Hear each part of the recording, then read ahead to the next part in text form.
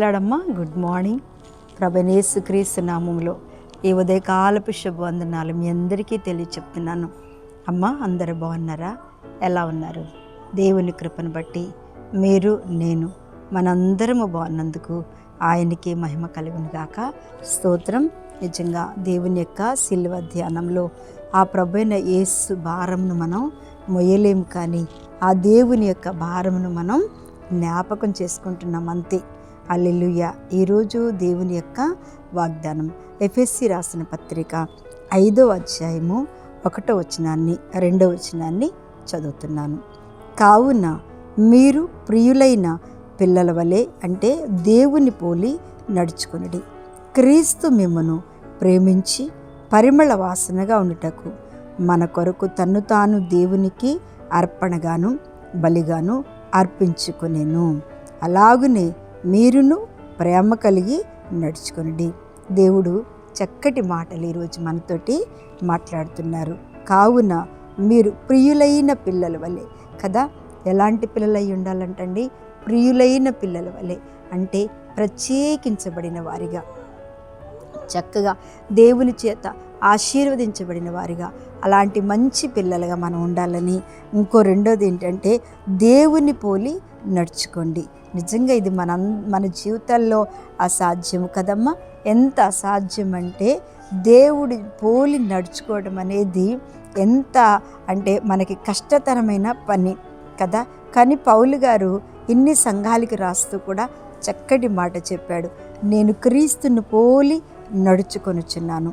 సంగమా, సహవాసమా, నా సంఘం నా తోటి ఆత్మీయ బిడ్డలారా, మీరు నన్ను పోలి నడుచుకోండి. నిజమే, చూడండి ఎంత మంచి సేవకుడైనా, ఎంత మంచి నడిపించే నాయకుడు అయినా, ఎంత మంచి సంఘాలను కానీ ప్రజలను కానీ రక్షణ పొందిన వారిని కానీ ప్రభువులో ఉన్న వారిని కానీ ఎంత ప్రేమించే మంచి నాయకుడు కదా. ఎవరమైనా ఈ రోజున చెప్పుకోగలమా, నేను ఇలా నడుచుకుంటున్నాను, మీరు కూడా ఇలా నడుచుకోండి, నేను దేవుణ్ణి పోలి నడుచుకుంటున్నాను, మీరు నన్ను పోలి నడుచుకోగలిగిన నా సేవకులు కానీ విశ్వాసులు కానీ చెప్పలేరు ఈ రోజుల్లో.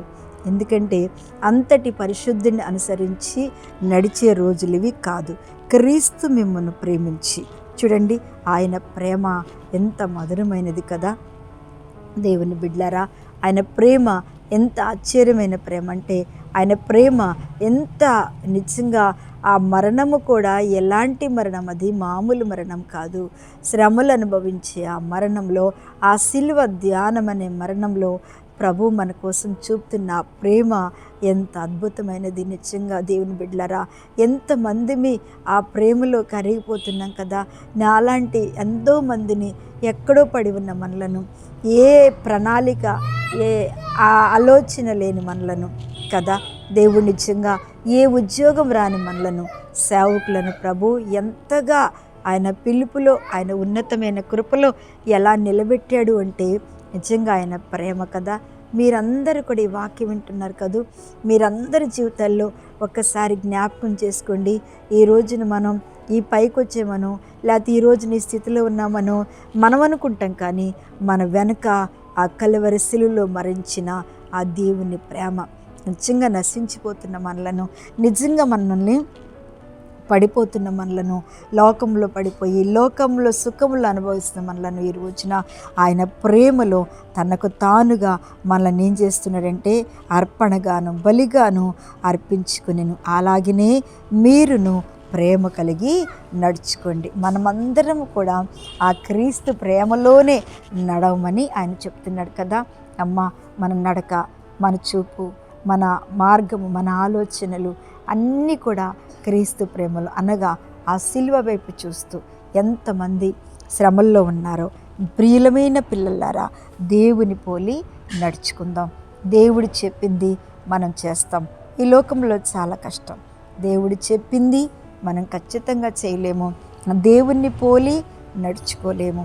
ఎందుకంటే లోక పరిస్థితులు మన జీవితంలో అలా ఉన్నాయి. ఒక్కోసారి చాలాసార్లు ఎంత పరిశుద్ధంగా ఉండాలన్నా, ఎంత దేవునిలో ఉండాలన్నా, ఎంత ఆయన యందు మాత్రమే భయభక్తులు కలిగి నడవాలన్నా ఎక్కడో చాట తప్పిపోతున్నాం. ఏదో ఒక బాధలో మనం ఏంటంట మార్గము తొలగిపోతూ మనుషుల మీద ఆధారపడిపోతున్నాం. దేవుని మీద పూర్తిగా ఆధారపడిన మన జీవితాలు కూడా లోకం మీద, మనుషుల మీద, ఏంటంట కొంతమంది మీద ఆనుకునేటట్టుగా మనము ఉంటున్నాం. ఈ మాటను వింటున్న, ఈ వాక్యం వింటున్న దేవుని బిడ్డలారా, ఈ రోజుల్లో ప్రతి ఒక్కరూ అనారోగ్యాలతో బాధపడుతున్నారు కదూ. మీరందరూ కూడా ఎంతమంది అనారోగ్యాలతో బాధపడుతున్నారో, ఎంతమంది నిజంగా ప్రతి ఒక్కరు ఈ రోజుల్లో నడుము నొప్పులు, వెముక నొప్పులు, కాళ్ళు నొప్పులు, మరి నిజంగా శరీర కీళ్ళ నొప్పులతో బాధపడుతున్నటువంటి దేవుని బిడ్డలారా, ఆ యేసయ్య ప్రేమ మీ మీదకు వస్తుంది. ఆ యేసయ్య ప్రేమ మిమ్మల్ని తాకబోతున్నాడు. ఆ కల్వరి శిలువలో మన కోసం ఆ ప్రాణం పెట్టి కార్చిన ఆ దేవుని యొక్క ప్రేమ, దేవుని యొక్క పోలిక, దేవుని నడుచుకునే నీ నీతి జీవితంలో తప్పకుండా ప్రభు నిన్ను ముడతాడు, బాగు చేస్తాడు, స్వస్థపరుస్తాడు. ఆ ధైర్యం చెందకు. ఏ శోధన, ఏ కీడైనా దేవుడే నీ నుంచి కొట్టేస్తాడు. మన నుంచి దేవుడు కొట్టేస్తాడు. మనం ఎన్నో అడిగిన అన్నీ దేవుడు ఇచ్చాడు కదా. ఒక్కటి ఇవ్వకపోతే బాధపడుతున్నావా తల్లి?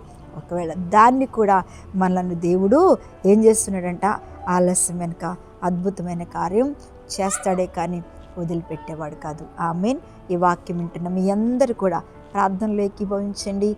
ప్రభువా, నేను నిన్ను పోయి నడుచుకోవాలి ప్రభువా. ప్రభువా, నీ మాట వినాలి ప్రభువా. అయ్యా, నీవెలా ప్రేమించావో నేను కూడా శత్రువుని ప్రేమించాలి ప్రభువా. అయ్యా, బాధల్లో ఉన్నవారిని ప్రేమించాలి ప్రభువా అని ప్రార్థన చేద్దామా. మహాపరిశుద్ధుడా, మహిమ కలిగిన తండ్రి, గొప్ప దేవా, స్తోత్రం చెల్లిస్తున్నాను తండ్రి. ఈరోజు ఈ వాక్యం వింటున్న ఏ బిడ్డైతే నన్ను ఏకీభవిస్తుందో వారిని యేసు నామములో ముట్టి తాకమని ప్రార్థిస్తున్నా. ఏ నొప్పులతో బాధపడుతున్నారో వారికి ఇప్పుడే యేసు నామములో విడుదల కలుగును గాకని ప్రార్థిస్తున్నా. నా తండ్రి, సంపూర్ణమైన స్వస్థత, విడుదలిచ్చి ప్రభా ఇప్పుడే మీరు తాకమని నాయన.